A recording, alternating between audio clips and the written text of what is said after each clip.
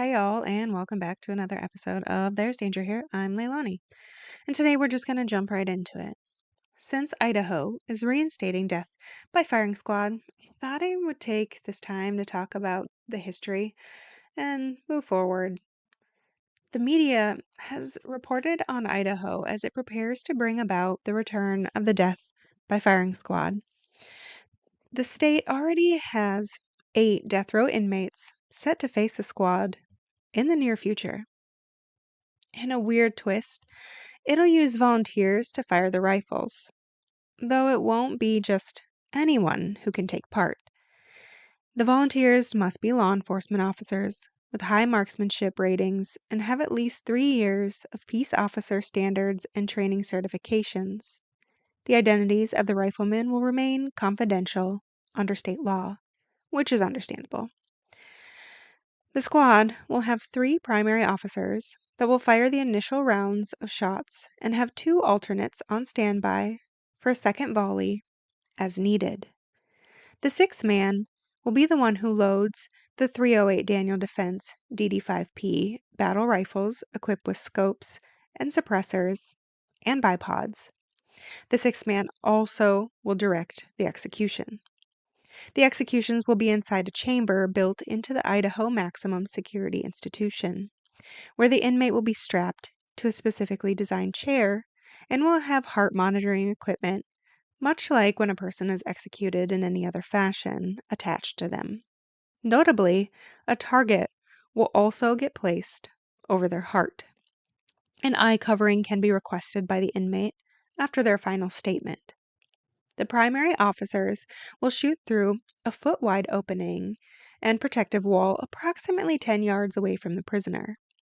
Their heart rate will be monitored for up to 2 minutes after the first volley, and if they remain alive, will have a second volley administered. This comes after Thomas Creech was set to be executed in February of 2024, but it was abandoned when the staff failed to start the IVs necessary. While there's already complaints of the barbarity of this method, another state has already been using this method.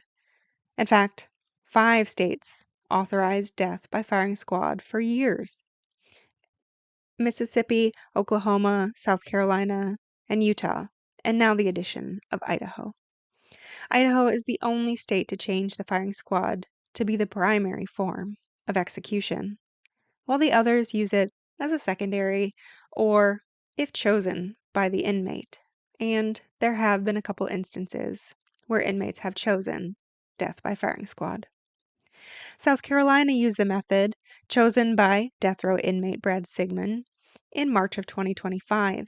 Brad was strapped to a chair and had a hood placed over his head. A 3-person squad fired upon Brad with .308A Winchester tap urban bullets, followed by a doctor's examination who declared him dead approximately 90 seconds after being shot, which is pretty quick. In April 2025, Michael Mahdi was executed next by the state. Michael continued breathing for 80 seconds after being shot, and his autopsy revealed 2 of the 3 bullets entered his body. The bullet entered the left ventricle and then damaged the liver. And I have issues here because a pathologist reported shooters didn't hit the intended target. I'm confused on how it can be reported that the left ventricle was hit, and yet that wasn't the target. The left ventricle is the heart's strongest chamber that pumps blood into the aorta. So, they hit the heart. I will concede he likely didn't die immediately, but death isn't instantaneous like the movies would portray in almost all cases. He would have to bleed out rapidly. And again, this would have happened from the result of the hole in his ventricle. Then in 2025, Stephen Corey Bryant was executed. Historically, since 1608, at least 144 people have been executed by way of firing squad, the bulk of which actually occur in Utah. The first recorded execution occurred in 1608 in Jamestown, Virginia. Suspected mutineer Captain James Kendall, who was believed to have been conspiring with Spain, was executed at this time.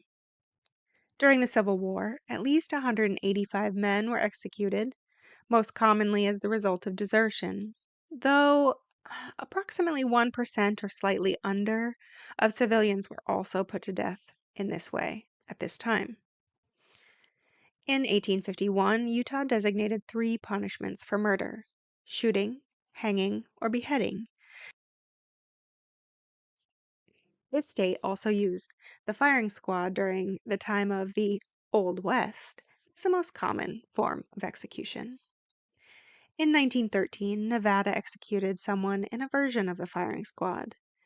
The state had a contraption built that fired 3 guns when a string was pulled. It sounds like here they had issues getting men to volunteer for the firing squad, and so they made this contraption to A, make it a little more anonymous, and B, it's only one man pulling the string. After a decades-long pause in Utah, Gary Gilmore volunteered to be executed in 1977. Then, in June of 2010, Ronnie Gardner chose and was executed in the same manner. His execution was not as planned, and reports indicate following the volley, Ronnie clutched his into a fist several times. A witness reported it was in, quote, excruciating wait for Gardner to die, end quote.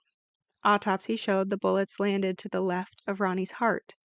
The exit holes appeared out of anticipated trajectory, according to Ohio State University professor Dr. Jonathan Groner.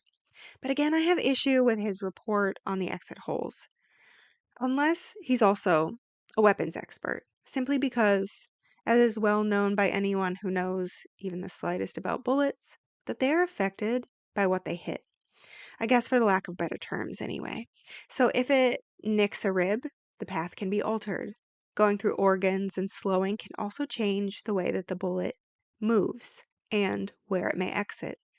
Some bullets are actually designed to ricochet within the body to cause maximum damage, much like the munitions the military uses. Which is why you can shoot someone in the chest and it can come out their neck. So how is he guesstimating exit trajectory and saying it was incorrect? Anyway, Utah uses a 5-person firing squad. They have 30 caliber rifles, each loaded with 2 rounds. One of the 5 of these rifles is actually loaded with blank rounds, ensuring the squad does not know who causes the inmate's death. That's another reason they have multiple people shooting at the same time. But firing squads are not without flaws, as proposed by the doctors I did mention before. I acknowledge that. I mean, how many times do hunters miss their target, even when their targets are standing still? Historically, there have been cases of issues. Again, another such event was in 1877 when Wallace Wilkerson was sentenced to death after shooting a man during a game of cribbage. Wallace moved slightly just before the shot, and when fired upon, he fell down, stating, quote, "My God, they've missed it," end quote. After which Wallace remained alive for another 15 minutes before he succumbed to his injuries. But in the same respect, there are reports of all other types of executions being botched reported throughout history, lots of them very recently. Lethal injection has the most issues, though it was also widely used at the time of the states that have the death penalty. Firing squads also may have had this resurgence since after 2015, the drug companies stopped authorizing the delivery of medication used in lethal injection to be exported to the US, or at least they really don't like to do it as much as they do. There have been a lot of public information and outcries against this, and so the companies don't want to give it to places that use it for lethal injection. It was after this, in March of 2015, Utah allowed death by firing squad in the event where medications for lethal injection are unavailable. In a similar line, in 2019, South Carolina actually brought back both the electric chair and added the firing squad. Again, this is if the medication for lethal injection is not available. In 2023, Tennessee even debated using the firing squad as one of its means of execution. Now, before I end this, and I know it sounds like a shorter episode, I will say the US is not the only country to have history with firing squads. Many other countries either have or had them or they continue to use them. Some countries used it frequently during times of war. For example, in Belgium, German armies used the firing squad against its enemies multiple times, to include against a British nurse, Edith Cavell, on October of 1915. Cuba continues to use it as part of their system. Finland executed over 400 people by firing squad during World War II. Similarly, France executed many people during the same time, including U.S. Army Private Eddie Slovic after a desertion charge. France's last execution by firing squad occurred on March 11, 1963. Jean-Baptiste Thierry was convicted and executed after a failed attempt to assassinate French President Charles de Gaulle. Indonesia also uses the same penalty, but it isn't reserved for murder, treason, or violent crimes. The country has executed those convicted of drug-related crimes, including 8 people on a single day in April 29, 2015. Nigeria also continues to use this as their main form of punishment for those who commit armed robberies and attempt coups. Russia should be added to the list, though it is reported that the bulk of these actually occurred during the Soviet Union era, during a time called the Great Purge, and instead of a squad, people were just executed, shot in the back of the head, falling to their graves. The United Kingdom, again, has to be included. The UK has a caveat as well, generally using firing squads only during times of war. It is reported that it is not strictly outlawed in all circumstances. During World War I and World War II, the Tower of London was used as the site of executions. 346 individuals were shot for desertion, while another approximately 11 is what I could confirm, German soldiers were executed there. Many other countries have used this form of capital punishment at one time or another throughout history. There are also other countries that continue, like I said, to use this method, or at least have it available to use. And lastly, I am going to include the recent information. So a 23-year-old British woman, Brooke George, is facing the possibility of death by firing squad in Dubai. Brooke met 26-year-old William Treby and went to Dubai to meet him. The first trip, according to everyone, the couple appeared to have a wonderful time. This prompted Brooke to agree to return to Dubai for a second meetup. According to family, Brooke told them that William acted different, and after a night of drinking, Brooke reported that William assaulted her, punched her, withheld her passport, and had even actually only bought a one-way ticket. She had no way home. And continued to attack her, and so she grabbed a knife in self-defense, ultimately killing William. Brooke was arrested on June 22nd, 2026, and her case is still ongoing. And with that, to all those out there listening, be careful. It's a dangerous world we live in.